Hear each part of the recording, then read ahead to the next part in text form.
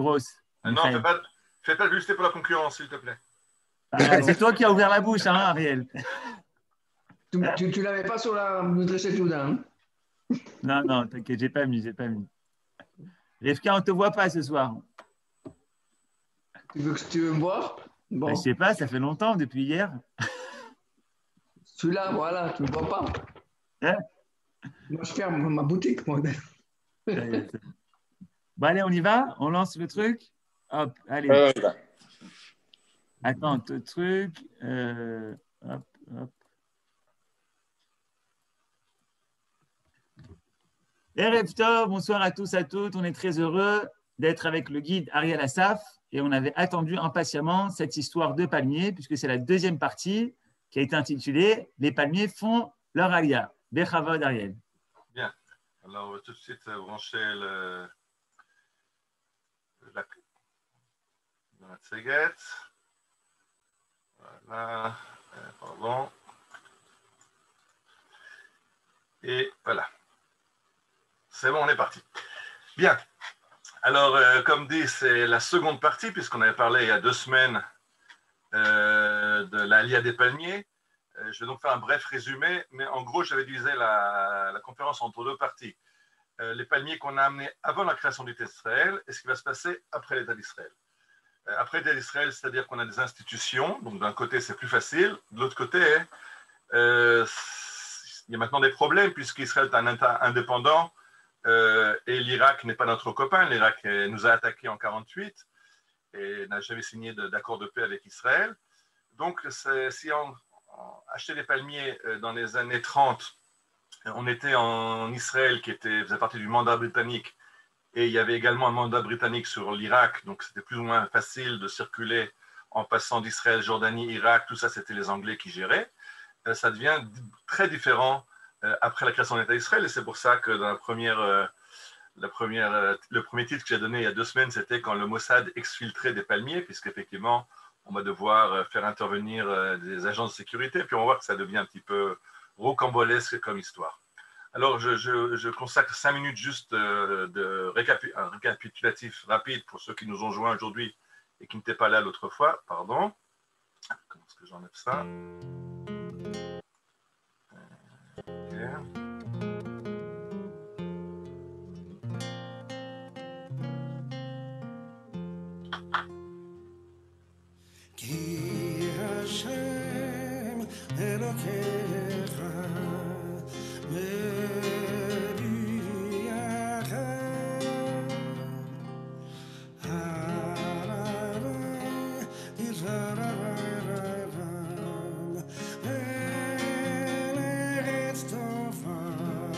Bon, j'ai laissé les quelques notes de musique, c'était pour faire envie à nos amis qui ne sont pas en Israël, pour qu'ils aient envie de revenir bientôt. Et j'avais parlé autrefois que ce chassid de Breslav qui chante est un ancien membre du Moshav de Nahalal, donc c'est quelqu'un qui était agriculteur avant aussi, donc il fait partie de cette histoire. Et on a parlé du fait que le palmier est très important parmi les fruits d'Israël, on le trouve beaucoup dans la Bible, et que quand on nous parle d'un pays où coule le lait et le miel, en fait, on parle souvent du miel de date, ce qu'on appelle aujourd'hui du nom arabe le silan, mais dvash te'enim, c'est le nom du miel de date, et ce n'est pas toujours du miel d'abeille. On avait ensuite expliqué que pour planter un palmier, pour ceux qui croient qu'on plante un palmier à partir d'une graine qu'on fait germer, non, on ne peut pas faire planter, voilà, on ne peut pas faire germer un noyau de date, ça marche, mais alors on ne sait pas ce qu'on va obtenir. Alors que si on coupe un sillon c'est les feuilles qui poussent dans le tronc du palmier vers le bas, et à partir de là, on plante ce sillon et on a un palmier qui est entièrement identique aux parents. Et donc, si on avait un palmier qui était de grande qualité, on aura aussi des enfants génétiquement idéaux, et génétiquement les mêmes. Et donc, on aurait exactement les mêmes dates de haute qualité. Voilà, si c'était un cours du Rav Kaman, je me permettrais une blague, là, où va le sillon Goël. Et le sillon, donc, va arriver en Israël. Et on voit ici une pépinière où on plante des sillons de palmiers qui vont donner des palmiers. Regardez un sillon, là, ils sont sur on vient de les amener. Chaque sillon pèse 10, 20, jusqu'à 30 kilos. ensuite, on va comprendre pourquoi c'est important de comprendre que c'est très lourd. Il ne s'agit pas de noyau de date, il s'agit de quelque chose qui prend de la place et qui est très lourd. On avait parlé du fait qu'il y a de nombreuses variétés de dates, les Majou, les Khalaoui, les Kelnour, Deri, Amari, Khawari, il y en a des dizaines, et que Ben Sion Israéli, qui veut recommencer l'industrie de la date en Israël, cherche aussi à définir quelles sont les variétés qui sont adaptées à Israël. Il va chercher des variétés en Égypte, il va en chercher en Irak, il va en chercher en Iran, et finalement, il va falloir sélectionner quelles sont les variétés qui correspondent à Israël. La grande différence, moi je rigole parce que ceux qui connaissent la vallée du Jourdain, où habite Ben Sion Israéli, pour nous c'est la fournaise, surtout nous qui habitons dans les montagnes de Jérusalem. Mais quand il va en Irak, il dit le climat chez nous dans la vallée du Jourdain est trop froid pour les dates irakiennes. Il va peut-être chercher d'autres dates que les dates irakiennes, parce que chez nous il fait beaucoup moins chaud. Et il avait voulu aller en Égypte chercher des dates dans le delta du Nil en pensant que le climat était plus adapté aux dates qu'il cherchait. Voilà, alors on avait parlé la semaine dernière, il y a 2 semaines, de Ben Sion Israéli, qui est donc vraiment le pionnier des datiers, qui a fait 7 voyages dans les années 30, en Irak, au Kurdistan, en Iran, en Égypte. Et on avait expliqué qu'il a ramené l'embryon de la culture du datier en Israël, mais pas seulement, il était aussi allé à la rencontre des communautés juives et s'est occupé de préparer la Aliyah de ces juifs, surtout au Kurdistan et encore dans d'autres communautés assez reculées. Il avait amené ces dates. Voilà, on voit Ben Sion Israéli en Irak. À droite, on le voit sur l'Euphrate, sur un pont, sur un bras de l'Euphrate. Il arrive au Kurdistan. On a parlé du fait qu'il rencontre les Juifs du Kurdistan et s'occupe de les encourager à faire la Aliyah. C'est parallèle à son activité sur les dates. Donc, il n'y a pas que les dates qui doivent faire leur Aliyah, les Juifs aussi, ils s'occupent des deux. Et le grand changement avait été en 1948. Donc après l'indépendance de l'État d'Israël, quand Ben Sion Israéli va descendre jusqu'à Eilat avec son ami Shaul Avigour, et ils vont voir que en fait toute la région de la Arava, cette région que vous connaissez de la route qui va depuis les hôtels de la mer Morte de En-Bokek, en passant par Sdom et par toutes les oasis de la Arava jusqu'à Eilat, cette région est une région à dattier. Et donc il faut amener des milliers de dattiers pour pouvoir faire fleurir cette région qui n'est pas bonne à beaucoup d'autres cultures, mais pour le dattier, c'est idéal. Et donc, c'est son rêve. Il avait voulu ramener l'industrie de la date en Israël. Il a commencé à développer les dates dans la vallée du Jourdain, la vallée de Beth She'an, mais maintenant, il a des milliers d'hectares qui sont propices au dattier. Il faut donc amener des milliers de palmiers. Alors, on est en 1954. En 1954, en Iran, c'est le Shah, c'est donc avant la révolution islamique. Le Shah est très ami d'Israël. D'après une tradition perse, iranienne, le Shah serait descendant de la reine Esther, donc il a même des liens de sang avec nous. Et donc, en 1954, Ben Sion Israéli va avec Yanni Avidov. Yanni Avidov, qui est un routier du Mossad de l'Aliavet. Donc, le Mossad, je rappelle que les services secrets ont commencé dans le sauvetage des Juifs qu'il fallait amener à la barbe des Anglais à l'époque où le livre blanc ne laissait pas les Juifs venir. Et avec Yanni Avidav, ils vont en Iran. Et le but est d'acheter non pas moins de 30 000 sillons, 30 000 palmiers, parce que la Rava, c'est grand. Alors là, on n'est plus dans les années 1930 où il amène 1 ou 2 camions avec 100, 200, 500, juste 1000 ou 4000 dattiers. Là, il en veut 30 000. 30 000, c'est déjà un gros chargement. Il faut au moins un bateau. Ça devient compliqué. Il trouve un bateau qui est d'accord de faire le transport vers Israël. Il obtient des budgets gouvernementaux du ministère de l'Agriculture. Il part en Iran. Le problème, c'est que tout va lentement. Le temps de trouver un bateau, le temps de trouver des vendeurs, le temps de sélectionner les palmiers, de trouver des vendeurs. On est déjà fin du mois de mars. Il fait trop chaud. Et Ben Sion comprend que les palmiers ne survivront pas au transport vers Israël. Et donc, il dit à Yanni, c'est pas grave, on reviendra l'année prochaine. Maintenant, au moins, on sait quoi faire, on sait ce qu'on veut acheter. Au passage, de nouveau, ils se sont occupés de communautés juives qu'ils ont encouragées à l'Aliyah. Ils ont organisé des passages vers Israël, des avions, etc. Mais je veux surtout parler aujourd'hui de palmiers. Donc, on est en Iran, 1954. L'année prochaine, en 1955, on pourra commencer notre culture des dattiers. Le problème, c'était en mars 1954. En été 1954, donc quelques mois plus tard, 3 mois plus tard, il y a un grave accident. Pour ceux qui se rappellent, 30 000 juifs d'Israël, Palestine de l'époque, s'étaient engagés dans l'armée anglaise. Les Anglais formaient des parachutistes pour sauter derrière les lignes allemandes. On se rappelle le nom de Hannah Senesh, d'Enzo Sereni, dont on avait parlé dans une autre conférence. Et un de ces parachutistes qui n'est pas revenu, Perez Goldstein, vous voyez les tombes et les tombes symboliques au Mont Herzl à Jérusalem. Perez Goldstein était membre du kibbutz Ma'agan au bord du lac de Tibériade. Et en 1954, on décide de faire un monument à la mémoire de Perez Goldstein qui a sauté en parachute vers son peuple dans l'année 1944. Mais il n'est pas revenu, il est sauté en Hongrie, il a été trahi, arrêté et fusillé par les nazis.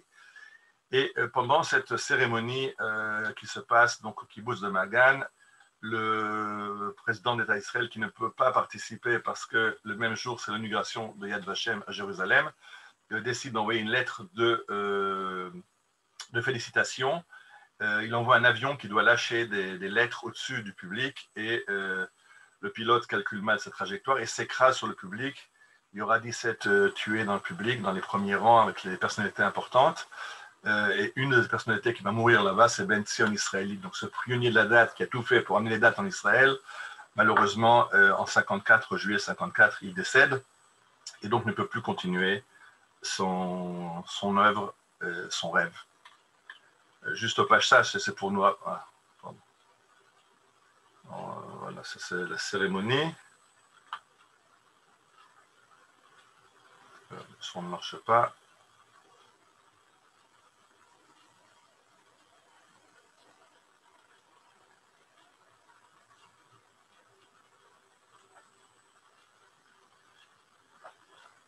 L'avion qui s'est écrasé et Ben Zion Israeli qui est parmi les victimes de cet accident. Alors, une autre victime qui n'a pas à voir avec notre conférence, je le rappelle juste parce qu'on avait parlé de Enzo Sereni, un des autres parachutistes qui lui non plus n'est pas revenu, qu'on avait rencontré à notre conférence sur les Juifs de San Nicandro. Son fils Daniel Sereni, qui assiste à la cérémonie, lui aussi a été tué dans l'accident.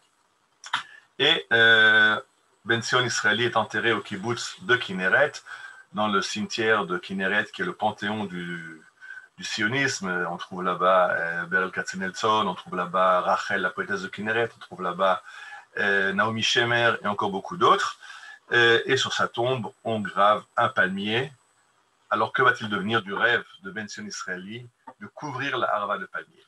Eh bien, Yanni Avidov, qui se trouve encore en Iran, lui il est resté puisqu'il n'y a pas de palmier à amener, mais il peut encore s'occuper de l'Alia des Juifs, reçoit un télégramme qui lui annonce le décès de son ami, et une semaine après, il reçoit une lettre posthume, enfin écrite du vivant de Ben Zion Israeli, qui lui rappelle son engagement à amener 30 000 dattiers. Yanni Avidov y voit la volonté de Ben Zion qu'il veut accomplir, c'est son testament, et il décide que l'année prochaine, en 55, il reviendra tout seul et il achèvera l'œuvre de Ben Zion Israël. Alors voilà, Yanni Avidov, c'est un peu plus tard, à l'époque il était un peu plus jeune, Yanni Avidov décide d'amener 30 000 palmiers. Il a écrit 2 livres qui sont très intéressants. Netivim Ne'elamim raconte la Alia des Juifs qui sont arrivés des pays d'Afrique du Nord essentiellement et un petit peu de Perse, donc d'Iran et d'Irak, c'est les pays où il a été en activité, et Alilot Irak, les 400 coups en Irak, qui racontent justement ce dont je vais parler maintenant, comment Yanni Avidov va ramener 30 000 dattiers qui vont être le début de l'industrie de la date en Israël. Alors, j'ai dit qu'Israël a maintenant un État, c'est vrai. On a donc des budgets, au lieu de chercher des dons et de ramasser livre anglaise après livre anglaise, livre palestinienne après livre palestinienne. Ben Zion Israëli a convaincu le gouvernement d'allouer des fonds pour acheter des palmiers. Mais on est un gouvernement, on a un ministère, donc on a des bureaucrates. Et les bureaucrates lui disent pourquoi aller acheter 30 000 dattiers en Iran? Avec cet argent-là, on peut en acheter 1000 aux États-Unis. Bon, c'est vrai que 30 000, c'est mieux. si on veut palmériser, Ben Zion Israël avait inventé un mot, le tamer et tarava, en français, c'est-à-dire palmériser la harava, rendre toute la harava couverte de palmiers. Commencer avec 1000, on n'ira pas loin. Mais les bureaucrates disent, on met 1000 qui coûte le prix de 30 000, mais au moins on sait ce qu'on reçoit. Aller en Iran, aller en Irak, est-ce qu'on va y arriver? Est-ce que ça va revenir? Ça va réussir? Et donc les bureaucrates essayent de mettre des bâtons dans les roues, mais finalement, Yoni Avidav reçoit le OK, et donc en février 1955, il repart en mission en Iran. Et ce qui va savoir pourquoi il y a la Haggadah des oiseaux à droite, à la fin dans les questions, s'il nous reste du temps. Autrement, je n'aurai pas le temps. Et voilà le projet. Le projet est que dans le voyage qu'ils ont fait en 1954, Ben Zion Israël a trouvé que les meilleurs palmiers ne sont pas les palmiers iraniens, mais les palmiers irakiens. Le problème, comme j'ai expliqué, c'est que l'Irak, ce n'est pas notre copain. On est en guerre avec l'Irak. Et donc, l'idée est la suivante. On va acheter les palmiers en Irak, on va les amener à la frontière iranienne, on ne sera pas trop loin de la frontière, on va leur faire traverser la frontière vers l'Iran, et après, de l'Iran, avec les Iraniens, on est copains, on organisera un bateau et on organisera le transfert. Donc, il va les acheter près du Chat el-Arab, c'est la frontière, cette voie fluviale qui est la frontière entre l'Irak et l'Iran. On va les acheter en Irak, on les transfère en Iran, et de là, on les emmène en Israël. Alors, pour ça, il faut un bateau.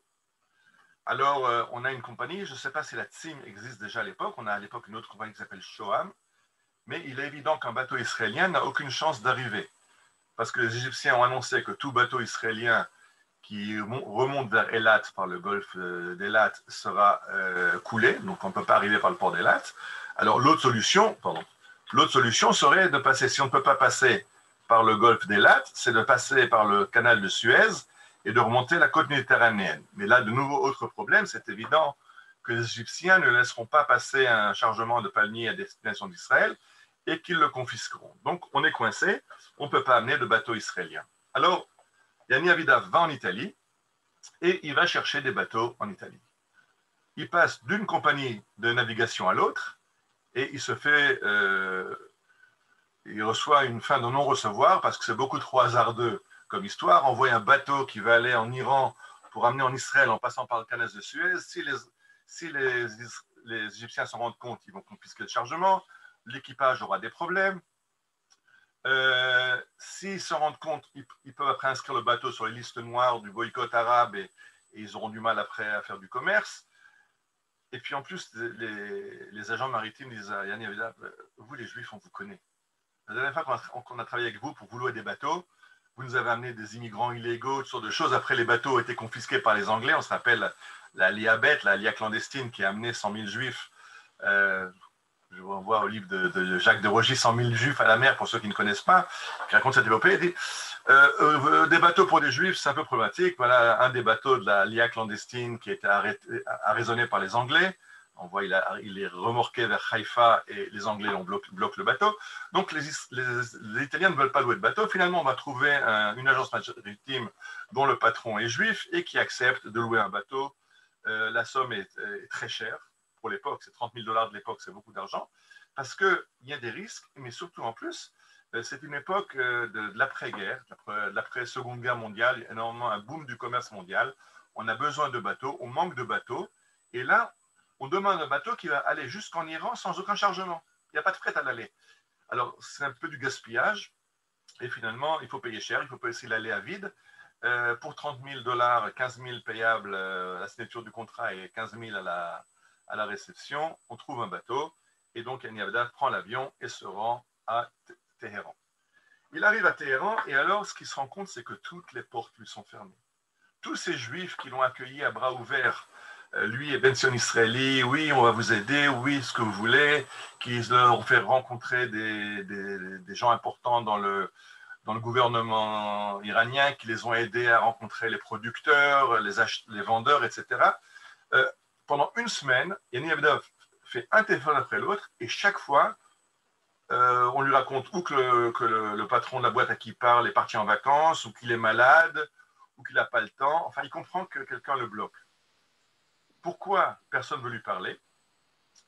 Parce que... Il y a un micro ouvert là. Pourquoi personne ne lui parlait? Parce que quelques semaines avant a éclaté une affaire qu'en hébreu on appelait Haesek Habish. Haesek Habish a été le démantèlement en Égypte d'un réseau d'espionnage qui espionnait au profit d'Israël. Et donc, du coup, tous les Juifs dans les pays arabes sont montrés comme des espions potentiels à la solde d'Israël. Et donc, il faut qu'ils montrent leur loyauté au pays d'accueil. Et les Juifs de Téhéran n'ont plus envie d'avoir des liens directs avec Israël ou avec un envoyé d'Israël. Ils ont très, très peur. Au Caire, plusieurs Juifs de ce réseau ont été emprisonnés. 2 ont été pendus sur la place publique au Caire. Et donc, les Juifs de Téhéran ne veulent plus aider Yani Avidav. Donc, il est arrivé, il a son bateau, mais maintenant, personne ne veut l'aider. Il a besoin d'intermédiaires, il a besoin de contacts, il a besoin de gens qui vont l'aider à obtenir les permis d'exportation, etc. Et il se trouve dans une porte close. À droite, la photo que vous voyez, c'est à gauche Pinchas Lavon, qui était le ministre de la Défense, qui a dû démissionner, qui a été démissionné à cause de ce réseau d'espionnage un petit peu trop fantaisiste. Quand on a demandé à Ben Gurion, j'ai mis cette photo pour la blague, c'est que quand on demande la blague, pour la petite histoire, quand on a demandé à Ben Gurion, mais qui a donné l'ordre de monter ce réseau, Ben Gurion aurait répondu, je ne sais pas qui a donné l'ordre, mais quand je le saurai, je lui arracherai le 2e œil. Vous comprenez en voyant la photo à droite, Pinchas Lavon avec Moshe Dayan, c'était Moshe Dayan qui était instigateur de ce fiasco. Mais c'est Lavon qui a payé. Donc voilà. Alors maintenant, Yaniv va finir par trouver un juif qui accepte de lui servir de contact et de l'aider dans sa mission. Il se présente comme acheteur de riz qui veut aller dans la région de Khor Machar. Vous voyez la carte qui est là, je l'ai mis en rouge. Khor Machar, qui est une ville qui se trouve sur le Chat El Arab. Le Chat El Arab, c'est cette voie d'eau, ce qui est en vert sur la carte en dessous, qui va vers le golfe Persique. Et ce Chat El Arab, c'est une voie d'eau qui est en fait la frontière. Cette ligne noire, c'est la frontière entre l'Irak et l'Iran. Et donc, à Khor Machar, on se trouve à la frontière et sur un cours d'eau.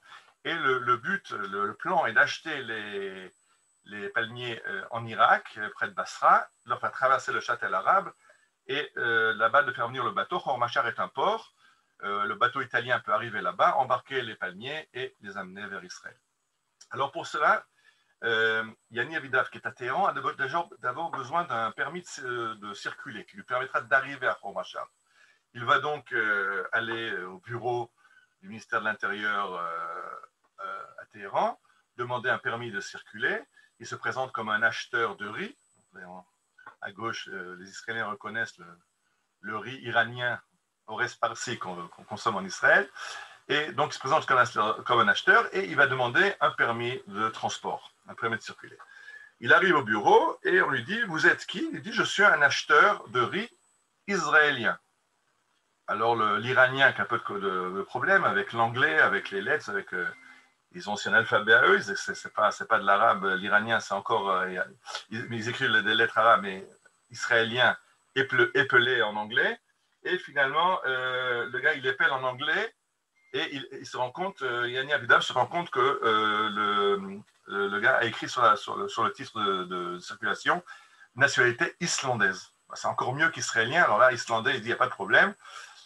Si on me pose des questions sur l'Islande, je vais être un petit peu coincé, mais enfin, apparemment, à Khor Machar, ils ne sauront pas beaucoup plus sur l'Islande que moi. Je me lance avec. Et surtout pour aller après, quand il va vouloir traverser la frontière vers l'Irak, un titre de voyage islandais, c'est pas mal. Et donc, il se présente comme voyageur islandais. Il arrive à Khor Machar. Là-bas, il a un contact qui lui a été trouvé à Téhéran, qu'il a accompagné. C'est un Afghan qui est spécialiste dans le commerce des dattiers, qui lui a des contacts en Irak. Et Yaniv Avidav décide qu'il faut qu'il passe aussi en Irak pour vérifier qu'on n'est pas en train de le flouer, qu'on lui vend les bons dattiers, les bonnes les variétés auxquelles il est intéressé et la qualité qu'il veut. Je rappelle qu'on s'était déjà fait avoir une fois. Ben Sion Israeli avait acheté des palmiers, on en avait parlé l'autre fois au Badia, et qu'il avait reçu des palmiers qui étaient tous des palmiers mâles, donc qui ne produisent pas de fruits. Donc il fallait contrôler et il traverse lui aussi le Chat el-Arab, il se retrouve en Irak. En Irak, il y a aussi des problèmes parce qu'il y a eu une opération militaire en Israël qui a fait qu'il y a des manifestations anti-juives en Irak. Il arrive dans une situation assez complexe, mais il arrive là-bas et il commence à acheter ses 30 000 dattiers. 30 000 dattiers, mais l'Afghan, qui est l'intermédiaire, vous voyez à droite le drapeau afghan, lui dit « Oui, mais j'ai un problème. Je pensais que ça allait te coûter 40 000 $, 20 000 $ d'acompte et 20 000 $ au solde à la fin de l'affaire. En fait, je me rends compte que les frais que j'engageais, les frais pour les pots de vin et tout, me coûtent beaucoup plus cher. Et je ne m'en sors pas avec 40 000 $, je vais augmenter le prix. » Alors Yann Yavdav comprend qu'il ne peut surtout pas accepter. S'il accepte d'augmenter le prix, ça va être après, dans les futures affaires, tout le temps, on va essayer de lui extorquer encore plus et encore plus. Et il dit à l'Afghan, tu sais, j'ai une autre solution pour toi. Je ne peux pas augmenter les prix, mais si tu dis que c'est les frais fixes qui te mangent ton bénéfice, ben avec les mêmes frais fixes, au lieu de me fournir 30 000 dattiers, amène-en 70 000. Et donc, c'est maintenant plus de 30 000 dattiers qui vont traverser la frontière entre l'Irak et l'Iran, mais 70 000 dattiers que Ben Sion Israëli fait traverser, que Yanni Avida fait traverser nuit après nuit dans le Chat el-Arab. Il y a des centaines de porteurs qui travaillent à transporter ces sions. J'expliquais que chacun pèse environ 20 kilos. 70 000 fois 20 kilos, faites le calcul. Ça arrive par barque à partir de l'Irak et c'est entreposé à Khormachar sur un terrain vague. Il faut les arroser tous les jours parce qu'il fait déjà très chaud. On est en mars 1955 et la température devient de plus en plus difficile et il faut impérativement que le bateau arrive à la date convenue qui est le 24 mars. C'est ce qui a été prévu par les Italiens qui était fixé dans le contrat. Manque de bol, le 21 mars, quand Yanni Abidav téléphone à la compagnie de navigation savoir où est le bateau, même quelques jours avant, personne n'a entendu parler du bateau. D'abord, on ne lui répond pas, et puis après, personne n'a entendu parler du bateau. Maintenant, c'est très, très grave, parce qu'il téléphone au contrôle maritime du canal de Suez, et personne n'a vu le bateau traverser le canal de Suez. Or, du canal de Suez jusqu'à Khormachar, il y a encore 12 jours de navigation. Donc, si le bateau n'est même pas arrivé au canal de Suez, il n'a aucune chance d'arriver le 24 mars à Khormachar. Et maintenant, Yann Yavdav se trouve avec 60 000 dattiers. C'est beaucoup d'argent qu'il a engagé. C'est beaucoup de travail qui a été engagé. Et tout ça risque de mourir si le bateau n'arrive pas à temps. Alors, il demande aux Italiens, oui, il y a 2-3 jours de retard, il va arriver. Il se rend compte que rien n'arrive. Ce qu'il fait, il y a une seule solution. On va les planter en Iran. Et donc, il loue un terrain à 3 km des berges du Chat el-Arab et il va employer plusieurs centaines d'Iraniens. Il faut planter 70 000 palmiers, c'est-à-dire faire 70 000 trous dans la terre. Il faut creuser un canal qui va amener l'eau depuis un des canaux du Chat el-Arab pour arroser, irriguer les palmiers. Enfin, c'est un travail qui va durer pendant plusieurs jours. Des centaines de personnes ont travaillé en se relayant tout le jour et toute la nuit pour arriver. Et tous ces 70 000 palmiers sont plantés dans le Chat el-Arab, du côté iranien. Et maintenant, en fin mars, la compagnie lui dit le bateau arrive. Le 7 avril, le bateau sera là. Tout content, Yanni Avidav commence à déraciner ses palmiers parce que 70 000 palmiers, ça ne se déracine pas en un jour. En plus, il a 3 km du port, il faut aussi les transporter. Donc, il commence à déraciner les palmiers. Quand il en a déjà préparé 17 000 qu'il a sortis de terre, qu'il a emballés dans des sacs, qu'il arrose tous les jours, il se rend compte que c'est un peu fantaisiste. Le bateau n'est toujours pas arrivé au canal de Suez. On lui raconte des histoires. Et le bateau arrivera peut-être, mais quand, on ne sait même pas s'il va arriver. Personne ne sait où est ce bateau. Donc les 17 000, ils ont sorti. Son aide de camp, qu'est-ce qu'on en fait? On ne va pas les remettre en terre de nouveau. Contente-toi de les arroser chaque jour. On va essayer de les garder en vie. Et je ne sais même pas si le bateau va arriver. Je ne sais plus si ça vaut la peine de travailler à les replanter, à les remettre en terre, etc.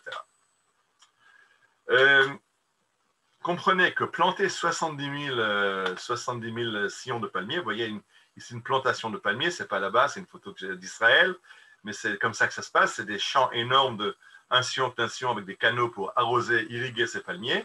Juste que vous avez une idée, la taille du terrain pour planter 70 000 sillons, c'est la taille de la vieille ville de Jérusalem, 1 km². Il a loué un terrain d'1 km² sur lequel il a fallu faire 70 000 trous et les canaux pour ces sillons. Alors maintenant, en attendant que le bateau arrive, on arrive maintenant dans l'Ouest américain avec Bonnie and Clyde. J'ai mis Bonnie and Clyde parce que c'est l'image que j'ai trouvée. Son adjoint juif qui l'aide dans ses achats est kidnappé. Et on lui demande une rançon de 20 000 $ pour libérer l'intermédiaire avec qui il travaille. Yanni Avidav refuse de céder parce qu'il comprend très bien qu'on essaie de le faire chanter, parce qu'il faut comprendre qu'à Téhéran, il y a beaucoup de marchands de palmiers et ça a dérangé beaucoup de monde qu'il aille acheter ses palmiers en Irak. Il y a beaucoup de vendeurs qui voulaient lui vendre des palmiers iraniens. Lui, il ne voulait pas parce que Ben Sion israélien avait trouvé que la qualité n'était pas adaptée au climat d'Israël.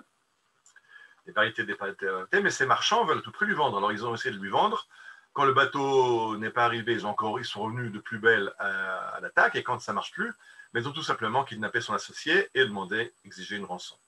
Alors, au bout de quelques jours, Yanni Avidav reçoit une visite d'un vénérable rabbin reconnu qui lui dit, voilà, il y a un juif de la communauté qui a été kidnappé, et toi seul peux le faire libérer contre une rançon de tant et tant de milliers de dollars.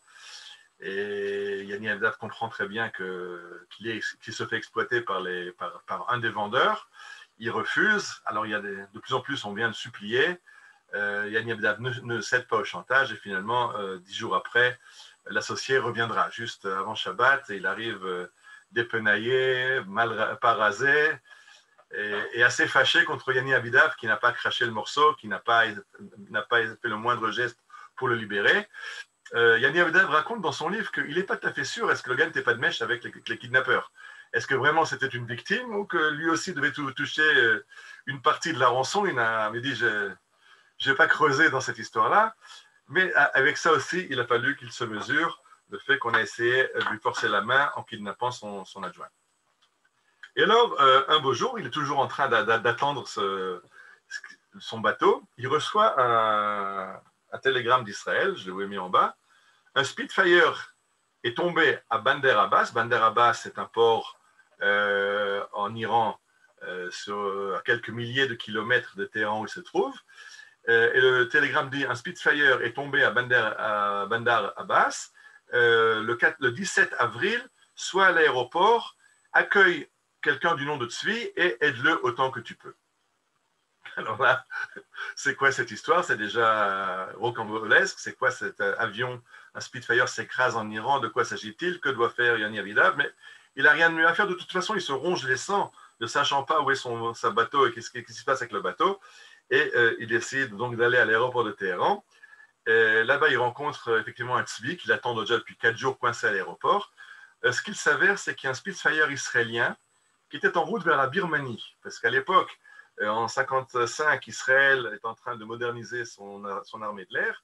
Et les Spitfire de la Seconde Guerre mondiale, on les revend à la Birmanie. Et puis en route vers la Birmanie, un des avions a eu une panne technique et a fait un atterrissage de force à Bandar Abbas. Ce qui s'est passé, c'est qu'on a envoyé un technicien israélien qui doit réparer l'avion, mais c'était le Ramadan.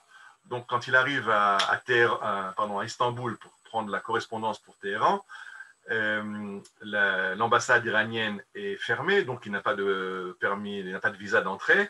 Il est donc coincé à l'aéroport et Yanni Avidav va faire marcher ses contacts, il va faire libérer ce Tzvi, on va lui obtenir des permis de séjour, des permis de transport, et il va aller à Bandar Abbas réparer l'avion, et au retour, il rencontrera Yanni, il lui dit tout va bien. Le problème c'est que le pilote avait essayé lui-même de réparer son avion, on avait l'image du Petit Prince, c'est vraiment l'histoire du Petit Prince. Le pilote essaie de réparer son avion, mais il fait tellement chaud que le métal est brûlant, on ne peut pas travailler.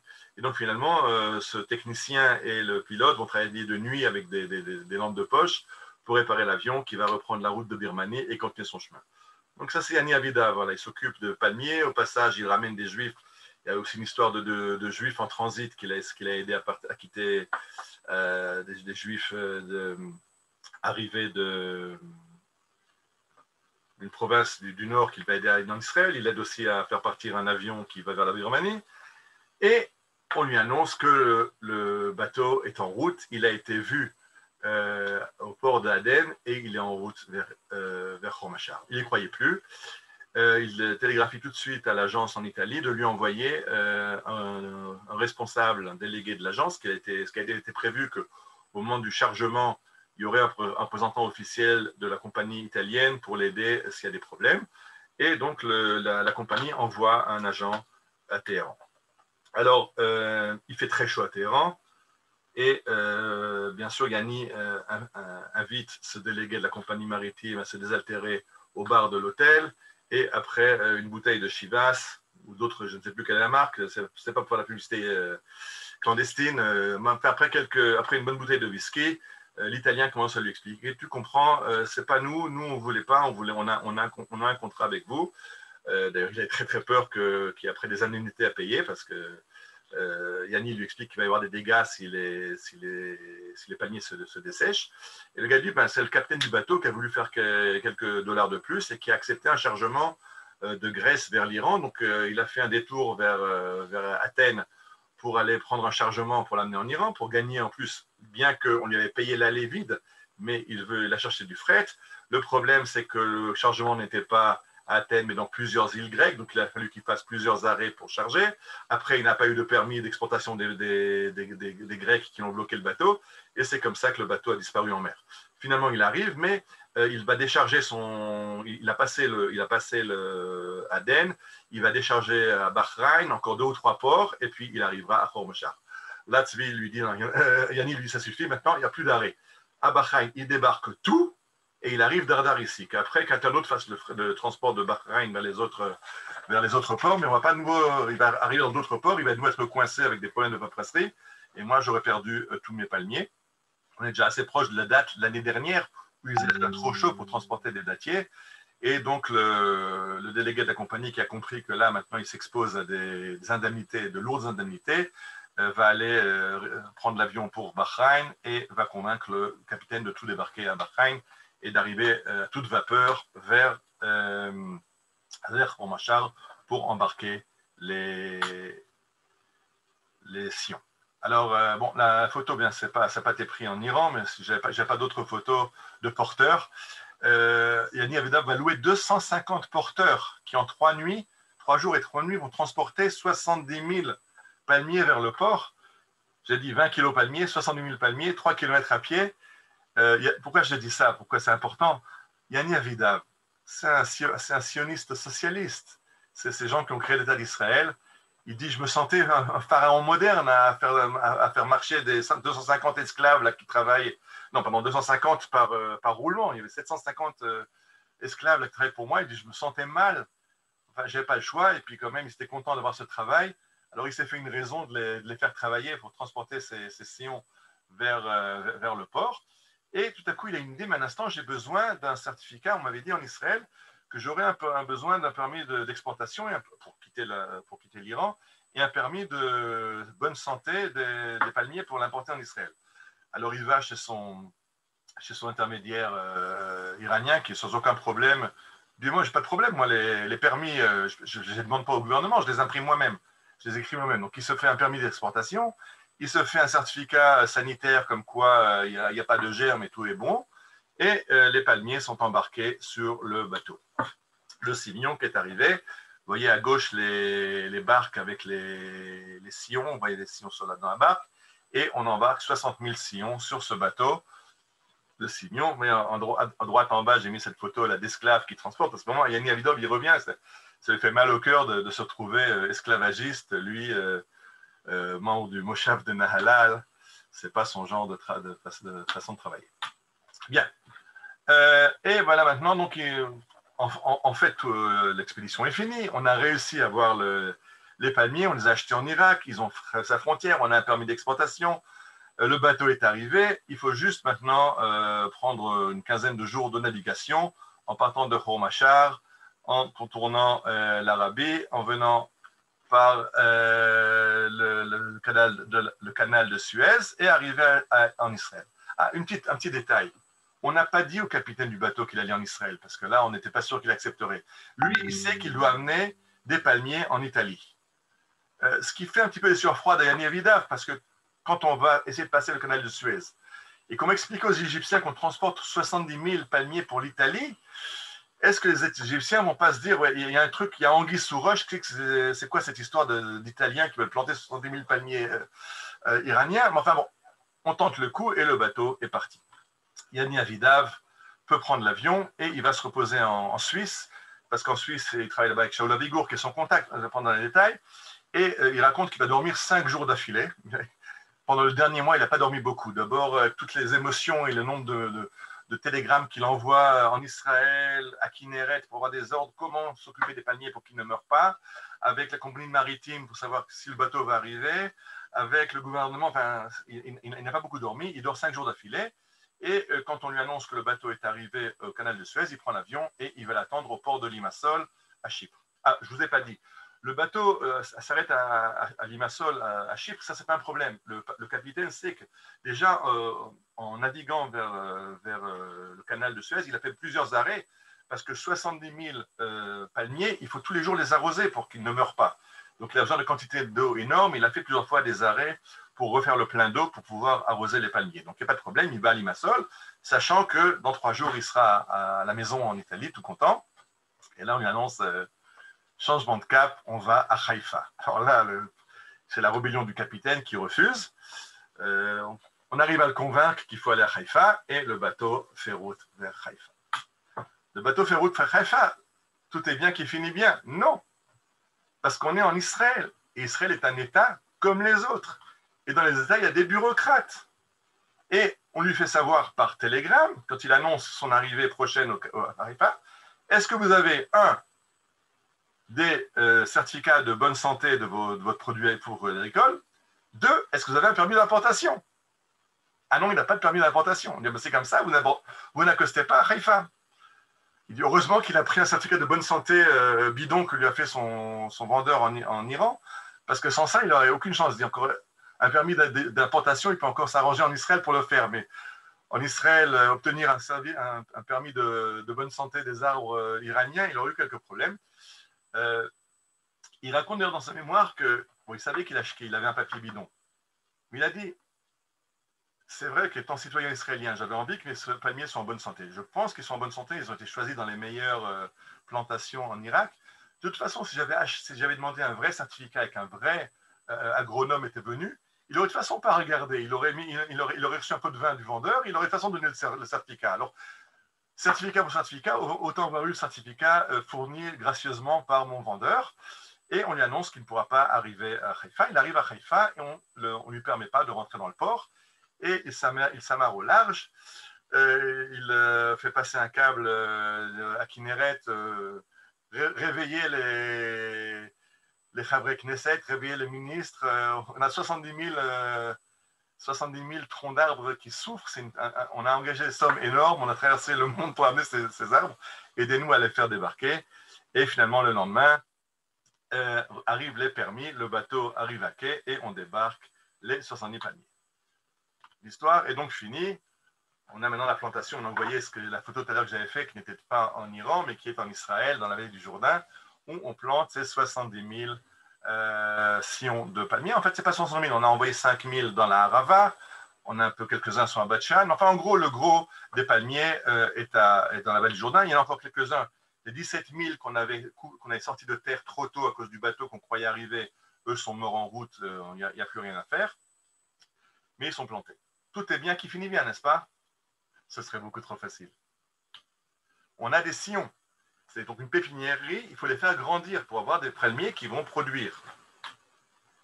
Bon, attendez, avant cette photo. Les palmiers vont grandir. Dans 3 ans, quand ils seront adultes, et qu'on va devoir les transporter dans les plantations, on a un léger petit problème. C'est que Yanni Avida va acheter des palmiers de 6 variétés différentes. Maintenant, avec tout le foutoir qu'il y a eu de les transporter du port jusqu'à la plantation, de les planter, de les arracher, de les remettre, ils se sont mélangés. Alors, si on mélange les plantations et qu'on mélange les variétés, on va obtenir, on ne sait pas ce qu'on va obtenir. Tout le but de la manœuvre était d'avoir des palmiers de qualité qui vont donner des dates de qualité. Mais impossible de reconnaître les variétés. Donc, on ne saura pas ensemencer un Zahiri qu'un Zahiri, puisqu'on ne sait pas qui est le Zahiri. On ne sait pas qui est le Moustafiti. Donc, comment maintenant identifier 70 000 palmiers? Et je vous dis vraiment, pour un profane, il n'y a rien qui est en plus un palmier qu'un autre palmier. Et même les kibbutznikim de Kinneret qui connaissent les palmiers n'arrivent pas à s'en sortir. C'est quoi les variétés? Alors, on dit à Yanni Nevedov, il n'y a pas le choix. Tu retournes en Iran et tu nous ramènes ton vendeur. Irakien. Donc, Yanni Nevedov reprend l'avion, il retourne en Iran, il retourne en Irak. En Irak, il rencontre Ahmed, c'est le nom qu'il donne dans son livre. Bien sûr, les noms ont été changés dans le livre. Et il lui dit, voilà, on a planté tes arbres, mais on voudrait que tu viennes parce qu'on a tout mélangé, on ne sait plus où on en est. Mais on voudrait que tu viennes, c'est en Israël. Alors, il me dit, bien sûr que c'est en Israël, je le sais, tout le monde le sait ici. Alors, Yanni Yehuda avait tombé des nues, il pensait qu'il avait gardé le secret. Et c'est-à-dire que tout le village avait parlé du fait que c'est Israël qui avait acheté ces palmiers. Les gouvernements irakiens a même arrêté le vendeur qui a vendu un pays en guerre à Israël. Le gars a réussi à convaincre les policiers irakiens que les Israéliens ont acheté à prix d'or et qu'il les a eus, leur a vendu des palmiers qui ne produisent pas, des palmiers défectueux, des palmiers mâles qui n'ont pas de fruits. Alors, en plus, c'était un héros national, c'est le gars qui a réussi à flouer les Israéliens. Donc, il dit, il n'y a pas de problème, je viens en Israël. Il prend l'avion avec, bien sûr, par l'Iran interposé, il se retrouve en Israël et on lui fait voir cette plantation, on lui dit, voilà, ben, donne-nous les noms. Puis il passe, ça c'est cette variété, ça c'est un, puis il donne des noms. Et puis comme ça, il passe dans les rangées en donnant à chaque arbre un nom, et puis à côté de lui, il y a, à côté de lui, un instant, passez vite. Le gars il dit, d'accord, je viens en Israël, mais c'est pas comme ça que ça marche chez nous. Je veux la bracha, je veux savoir que je risque pas ma peau, que je vais réussir. Alors il dit, on va aller à Mashhad. À Mashhad, il y a là-bas une mosquée, très sainte pour les musulmans, la mosquée Arida de Mashhad. Et là-bas, il y a un oracle. Et l'oracle, il lance un dé. Et si le numéro sort pair, alors c'est que vous allez réussir, vous allez rater, le pair, ce n'est pas la chance. Si ça sort impair, ça va marcher. Donc, le gars, Ahmed, il dit à Yanni, je vais avec toi en Israël, mais d'abord on passe par Mashhad, en Iran, on va consulter l'oracle, et si ça marche et que l'oracle est de mon côté, je viens avec toi. Bon, il avait vraiment envie quand même d'aller en Israël et de gagner l'argent qui lui a été promis, donc il s'est aussi arrangé avec l'oracle pour que ça tombe, le numéro qu'il fallait tombe. C'est aussi quelque chose qu'on peut faire à Mashhad, s'arranger avec le responsable, le jeteur de sort pour sortir le sort qu'on a envie. Il reçoit son numéro impair et il prend l'avion avec Yanni Avida. Il arrive donc à Kinneret. Là-bas, il trouve les plantations. Et on inscrit méticuleusement dans le carnet le nom de chaque arbre. Et puis alors, il y a un des agronomes de Kinneret qui vient chez Yanni Avidav. Il dit, il est très sympa ton Irakien, mais il est en train de se payer notre tête. Il y a 70 000 sions. On n'arrive pas à avoir une différence entre les deux. Lui, il te jette des noms. C'est n'importe quoi. Yanni Avidav dit, on va voir. Il retourne chez Ahmed. Il lui dit, écoute, je me suis trompé dans mes notes. On va recommencer. On va repasser sur les champs, on va renoter, mais comme on est déjà à l'autre bout du champ, on va recommencer de là où on est. Et il recommence à l'envers. Et le gars donne les mêmes noms. Chaque sillon, le nom qu'il avait donné au premier passage dans l'autre sens, il redonne. Le gars sait vraiment, connaît ses palmiers. L'agronome fait encore un test, il lui montre un sillon qui était un peu de côté, qui était un sillon d'un arbre qu'on avait amené d'Amérique, de Californie. Et le gars dit, ah non, ça je ne connais pas, c'est pas de chez nous. On est content, le gars il connaît son boulot, il a identifié ses palmiers, Baruch Hashem, on peut travailler. Et on commence à dispatcher maintenant ces palmiers dans la Arava. Alors on arrive maintenant à la réalisation du rêve de Benson Israëli, on plante ces palmiers. Au passage, On a aussi acheté encore deux variétés, les Diklet Nour et les Majoul, qu'on a achetés en Amérique. En fait, ces deux variétés, le Diklet Nour et le Majoul, ne sont pas irakiennes, ce sont des variétés algériennes. Alors, comment ça se fait qu'on les amène de Californie? C'est qu'à la Première Guerre mondiale, les Américains avaient amené quelques spécimens et avaient commencé une industrie à partir de palmiers qu'ils avaient dérobés aux Algériens. D'ailleurs, à cause de ça, les Algériens ne voulaient pas nous en vendre. Ils ont très peur de vendre. On essaie, parce qu'il y a quand même beaucoup de Juifs algériens qui avaient des palmeraies, mais fort de l'expérience avec les Américains, il y avait un refus de donner des permis d'exportation pour les palmiers. En tout cas, on a amené des palmiers, des Kletnour et des Majoul, et on a planté une ferme expérimentale près de Elat, au kibbutz Elot, qui porte le nom de Neot Ben Zion, l'oasis de Ben Zion, du nom de Ben Zion israéli. Et sur la photo à gauche, on voit devant cette stèle de Ben Zion, on voit Shmuel Stoller, dont on a parlé la semaine dernière, il y a 2 semaines, qui était l'agronome qui a donné des conseils techniques à Ben Zion israéli, Chaya Israéli, qui était son épouse. Et aujourd'hui, si vous allez à Nahalal, il reste encore là-bas quelques palmiers, des survivants, des descendants des palmiers qui ont été amenés par Yanni Avidav d'Irak en 1955. Bon, alors qu'est-ce qu'on a fait avec ça en Israël? Ce qu'on a fait avec ça en Israël, on a fait des palmeraies. Vous pouvez voir un peu partout si vous promenez dans la vallée du Jourdain depuis la région de Kinneret jusqu'à Eilat. Voilà le paysage que vous voyez, des milliers de hectares plantés de palmiers qui sont les descendants de ces premiers palmiers qu'avait amené Ben Zion israéli et des 70 000 palmiers qu'a amené Yanni Avidav. Juste pour la petite histoire, sur les 70 000, il y en a 20 000 qui ont réussi. Ça fait que le trajet était trop dur et 50 000 sont arrivés morts. On a quand même 20 000 sillons qui ont fait le départ de l'industrie de la date en Israël.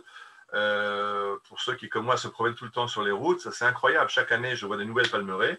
Et pourquoi je vois des nouvelles palmeraies? Pour la raison que vous voyez maintenant. Aujourd'hui, on produit 30 000 tonnes de dattes chaque année. Et c'était il y a quelques années. Aujourd'hui, on produit 40 000 tonnes de dattes Majoul. C'est la grande variété. Il y a encore un peu du reste, mais c'est surtout les Majoul. Et on veut, dans quelques années, arriver à 100 000 tonnes. Donc, de plus que doubler la production.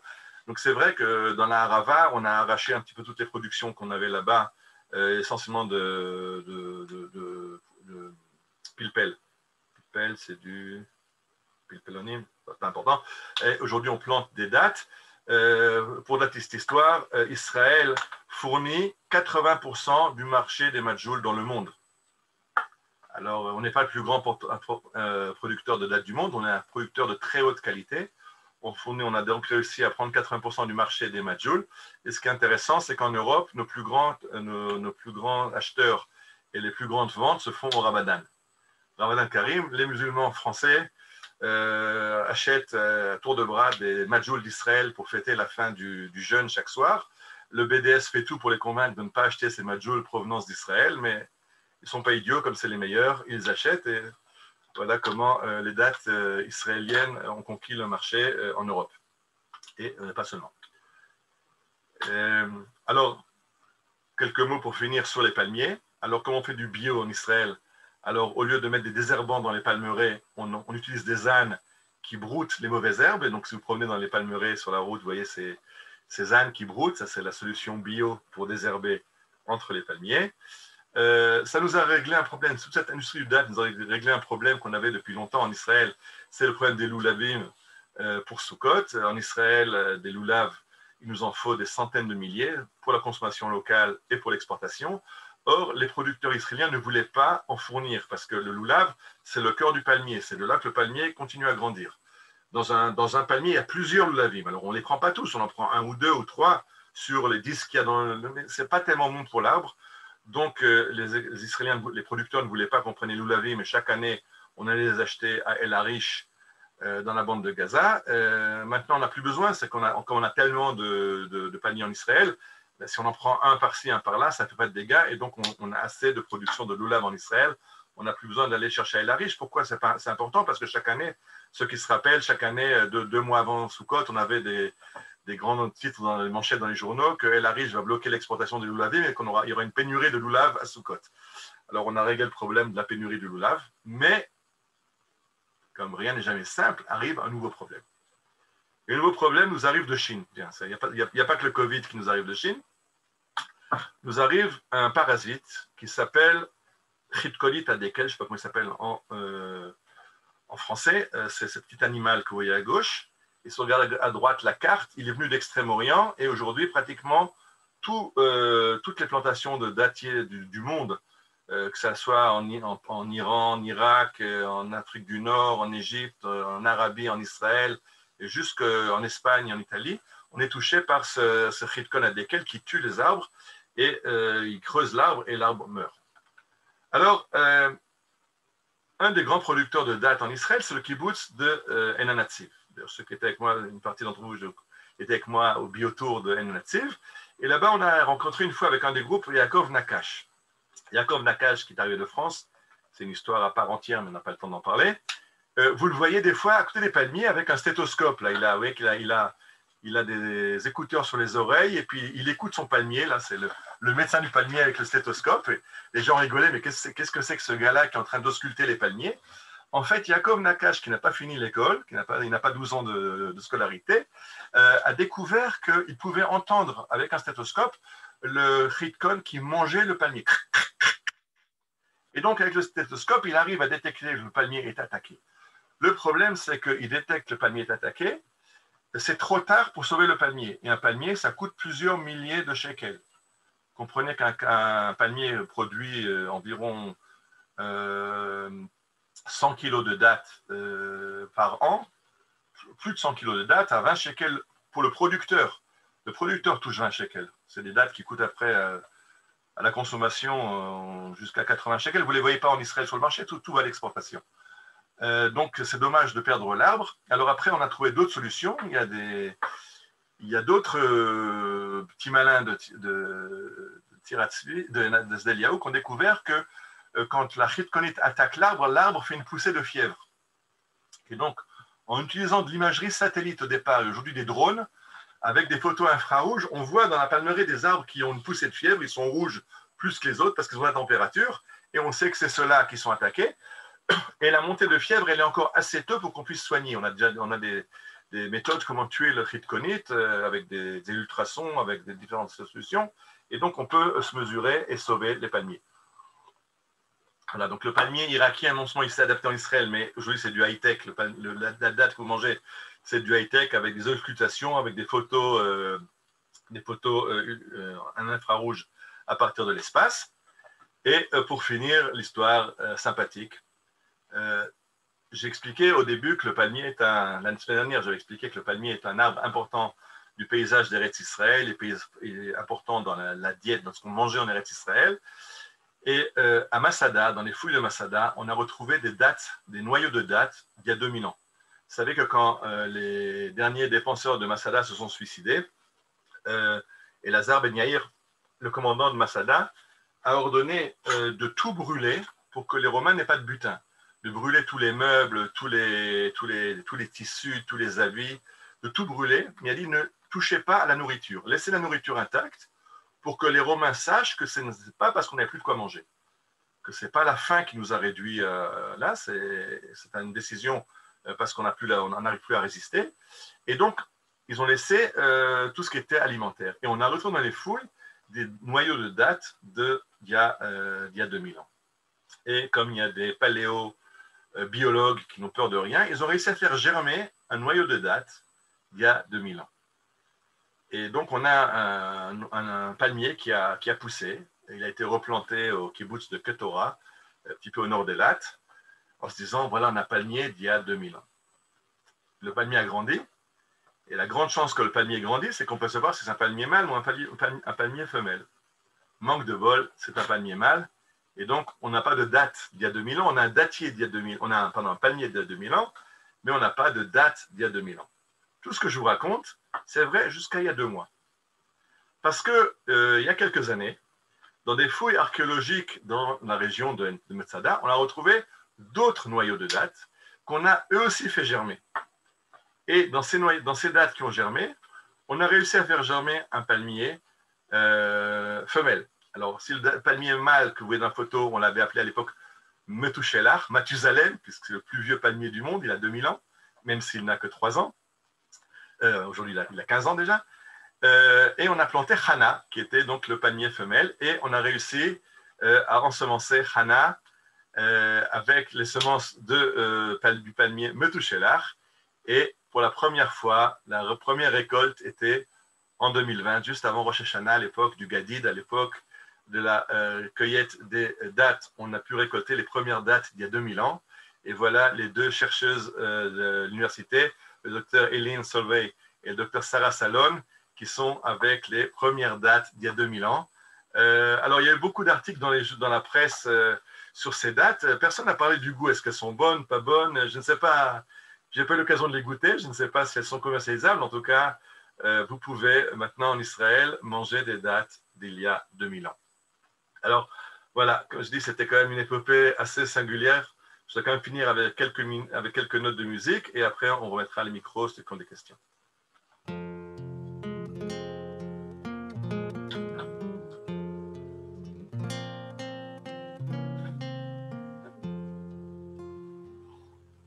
Ki Hashem Elokecha Mevi'acha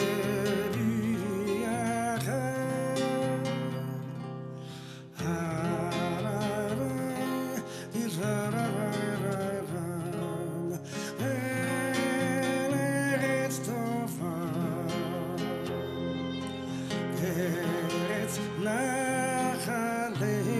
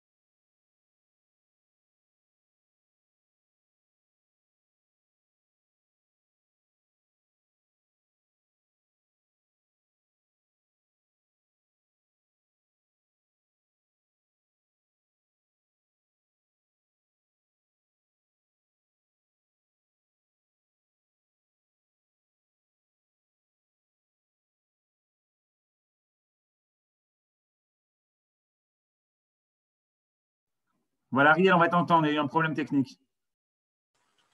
Que pour la 4e année, voilà, donc je dis que Myriam, mon épouse, vient de se joindre, elle vient de m'amener le téléphone. Il faut couper le micro. Et il y a marqué que pour la 4e année consécutive, le nom le plus donné en Israël, c'est le nom de Tamar. Donc la date, Tamar, c'est le nom le plus donné en Israël. C'est sympa, juste après que ma fille m'avait envoyé un texto cet après-midi que les noms les plus donnés cette année aux garçons, c'était Ariel et David. Ah, voilà, alors, David en premier lieu et Ariel en second. Parce que je m'appelle Ariel Moshe David.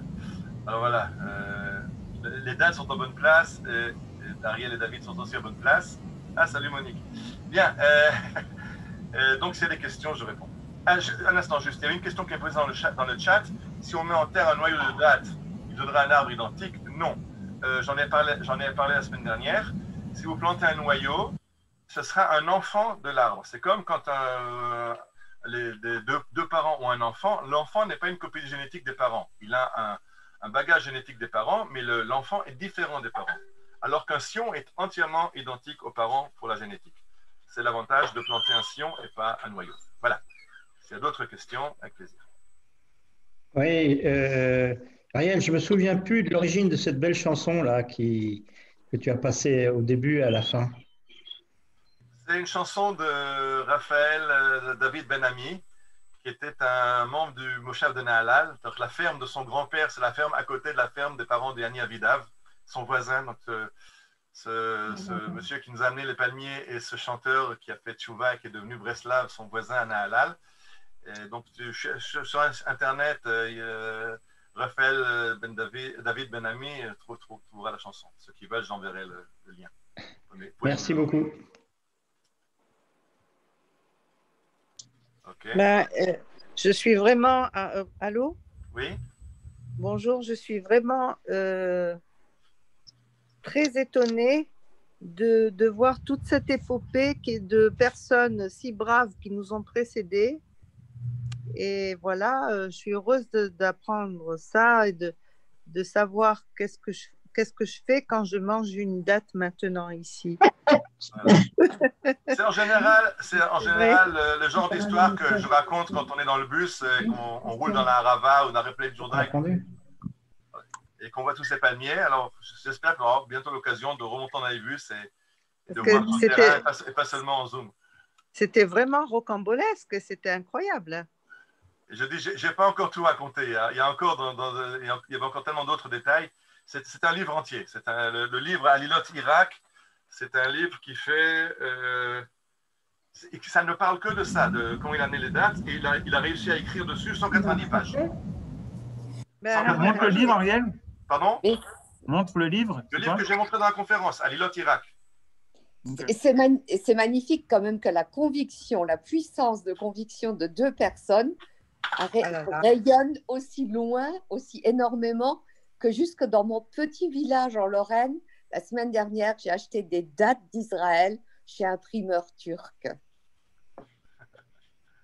Moi, il faut que je rajoute mon petit grain de sel. Personnellement, j'aime pas tellement les dates parce que j'aime pas les choses qui sont trop sucrées. Mais je trouve que le dattier, c'est un très joli arbre. Il a une forme de fleur. Et que maintenant, et puis j'aime aussi beaucoup la géométrie des plantations.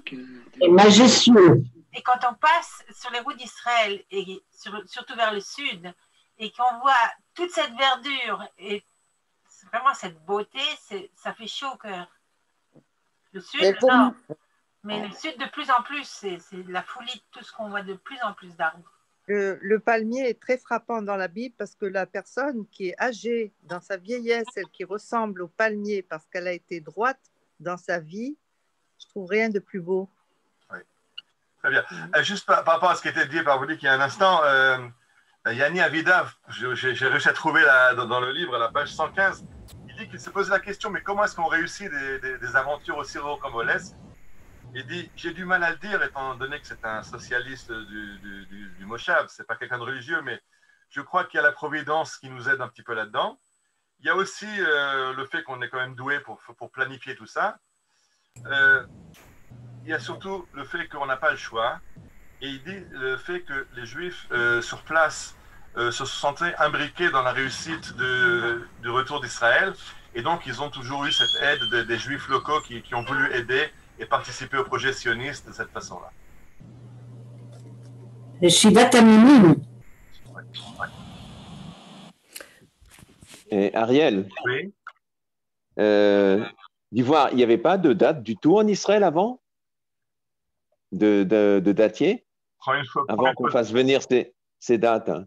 Il y avait des dattiers, il y en avait très très peu et de mauvaise qualité, pas de bonne qualité. Et comme tout le pays d'Israël qui était à l'abandon quand on n'était pas là, il y avait très peu de dates, comme des dattiers. Pourquoi les chercher en Irak? Il y a des dattiers à la riche. Mais les dattiers à la riche n'étaient pas de qualité correcte. Aujourd'hui, il y a des bons dattiers à la riche. Ça, on en a parlé à la conférence il y a 2 semaines. C'est que les bonnes palmeraies de la riche, c'est Ben Sion Israeli, quand il a amené il a aussi amené des variétés de dattes égyptiennes. Et la condition qu'a mis le bédouin de la riche qui les a amenés jusqu'à Kinneret était qu'une partie, il laisse à El Arish. Donc, El Arish a reçu ses palmeraies aussi à partir des variétés qui ont été amenées par Ben Sion Israeli. Mais il y avait des palmiers au retour du sionisme, mais très peu. Il suffit de regarder les photos des zones aujourd'hui où sont les palmeraies. Par rapport aux photos des mêmes zones il y a 70 ans, il y avait peu de palmiers et ils n'étaient pas de qualité exportable. Or, aujourd'hui, je dis, c'est pas seulement question de exportables. Je ne sais pas si vous avez compris ce que j'ai dit, je l'ai dit au passage. Les majouls que vous achetez au supermarché pour 20 shekels, n'est-ce pas? Un kilo de majoul, 20-30 shekels. Les majouls qui vont en exportation, le producteur en reçoit 20 shekels. Le producteur, genre, reçoit un quart de ce que vous payez. Ce que vous recevez aujourd'hui en Israël sur les dates sur le marché israélien, c'est la 3e qualité. Qualité 1 et qualité 2 partent à l'exportation. Si vous voulez acheter des dates de bonne qualité en Israël, il y a une seule solution, c'est de les acheter chez le producteur. Quand vous achetez dans le circuit de distribution en Israël, vous n'avez uniquement les dates qui ne partent pas à l'exportation. Mon fils a travaillé dans les dates et nous en a ramené beaucoup, apparemment de bonne qualité. Attention, hein, je vous rappelle, vous avez mangé 1 kilo de date, vous avez mangé 750 grammes de sucre. C'est un sucre bien meilleur pour la santé que le sucre. C'est bien meilleur pour la santé que le sucre date. Et puis encore, vous avez mangé beaucoup d'autres choses avec, des vitamines et des minéraux. Et vous avez mangé dans chaque date 750 grammes de sucre dans chaque kilo. Waouh, waouh. Alors,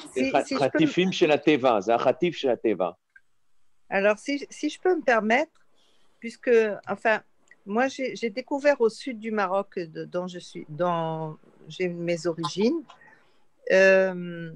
une date du désert qui est une petite date marron clair et qui se garde mais des dizaines d'années. J'en ai chez moi, j'en ai rapporté ici parce qu'elle m'a tellement impressionnée. Alors, c'est vrai qu'elle est sèche, mais quand on la garde dans la bouche, elle fond petit à petit. Elle est délicate, elle a un goût très parfumé, très, très riche, oui, très subtil. Oui, je sais, je n'ai pas l'esprit économique, ça c'est sûr. J'ai l'esprit de conservation. Aujourd'hui, l'agriculture est dominée par le circuit commercial.